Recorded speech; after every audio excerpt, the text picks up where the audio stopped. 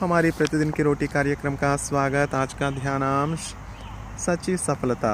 यहोवा ईश्वर दयालु और अनुग्रहकारी, कोप करने में धीरजवंत और अति करुणामय और सत्य है। निर्गमन अध्याय 34 पद 6। मेरे साक्षात्कार के अतिथि ने विनम्रता से मेरे सवालों का जवाब दिया। हालांकि मुझे लग रहा था कि हमारी बातचीत के पीछे कुछ छुपी हुई है, एक गुजरती टिप्पणी ने इसे बाहर ला दिया।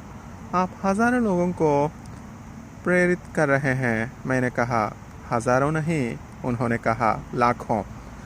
और जैसे कि मेरी अज्ञानता पर तरस खाते हुए मेरे अतिथि ने मुझे अपनी खास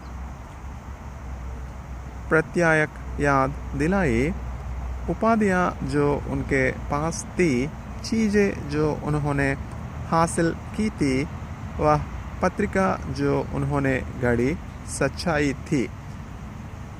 यह एक अजीब क्षण था। उस अनुभव के बाद से मैं इस बात से प्रभावित हुआ कि परमेश्वर ने सीनाई पर्वत पर खुद को मूसा के सामने कैसे प्रकट किया। निर्गमन अध्याय 34 पद 5 से 7 तक। यहाँ पर कायनात और मानवता का न्याय था, लेकिन परमेश्वर ने अपनी संज्ञा, अपने नाम का उपयोग नहीं किया। यहाँ 100 बिलियन असंख्य आकाश गंगाओं का रचयिता था, लेकिन इस तरह की योग्यताओं का उल्लेख भी नहीं किया गया था। इसके बजाय परमेश्वर ने स्वयं को दयालु और अनुग्रहकारी, कोप करने में धीरजवंत और अति करुणामय और सत्य के रूप में पेश किया। पद 6।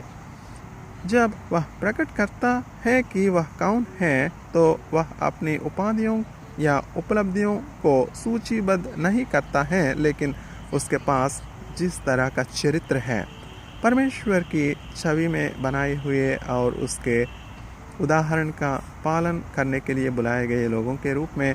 उत्पत्ति अध्याय 1 पद 27, इफिसियों अध्याय 5 पद 1 से 2। यह गंभीर है। उपलब्धि अच्छी है, उपाधियों का अपना स्थान है, लेकिन वास्तव में यह महत्वपूर्ण है कि हम कितने दयालु, अनुग्रहकारी और प्रेमी बन रहे हैं।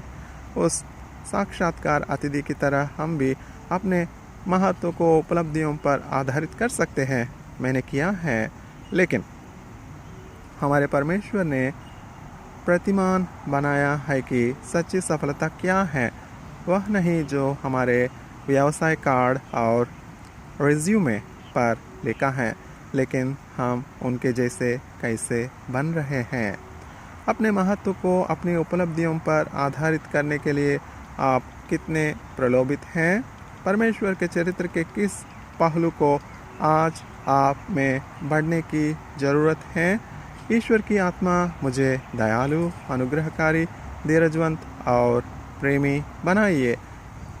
लेखिका शेरिडन योइता। यह सुसमाचार हमारी प्रतिदिन की रोटी से लिया गया है 30 दिसंबर 2020। धन्यवाद।